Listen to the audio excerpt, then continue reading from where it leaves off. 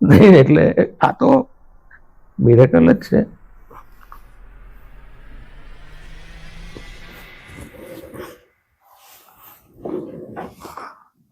કારણ કે નથી તો કંટાળી ગયા હોઈએ ને.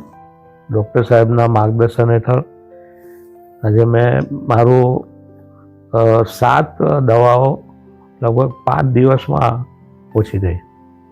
મારું નામ જીતેન હરિહર મહેસાણાવાળા, હું મુંબઈથી આવું છું.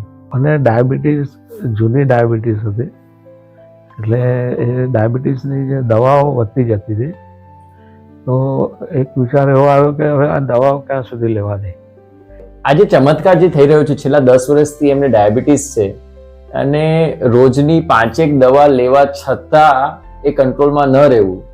ઘણા લોકોને લાગે કે આ લોકો બાફેલું ખવડાવે એટલે કંટ્રોલ થઈ જતો હશે, પણ હું અહીંયા આગળ બહુ સ્પષ્ટતાની સાથે કહેવા માંગુ છું કે વિથ નોર્મલ ડાયટ, જે હેલ્ધી ડાયટ છે, જે સાત્વિક ડાયટ છે, જેની સાથે આ સુગર ઘટ્યું છે અને જેમાં ફાસ્ટિંગ 100 ની આજુબાજુ આવે, PP2VS 130, 140, 150 ની આજુબાજુ આવે, જે 5 થી 6 દવા લેવાની સાથે પણ 200 પ્લસ 250 પ્લસ લેતું હતું.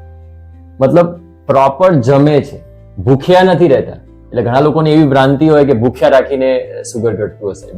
સો આપણા જ બોડીની અંદર એ મિકેનિઝમ છે, જો આપણે એને રાઈટ એન્વાયરમેન્ટ આપીએ, સાચું ડાયટ આપીએ, સાચી એક્સરસાઇઝ આપીએ, સાચી ટ્રીટમેન્ટ આપીએ અને એવા ડોક્ટરને મળીએ કે જેને દવાઓ વધારવામાં રસ નથી પણ તમને સાચું માર્ગદર્શન આપવામાં રસ, તમારી દવાઓ કઈ રીતે ઘટી શકે, તમારો રોગ કઈ રીતે અટકી શકે, એવા ડોક્ટરની સમાજને જરૂર છે. એવા ડોક્ટરની જરૂર નથી કે આપણે દર વખતે જઈએ, 2 નવા રિપોર્ટ લખે, 2 નવી દવા લખે અને આવું જ રહેશે એવું આપણને કહે.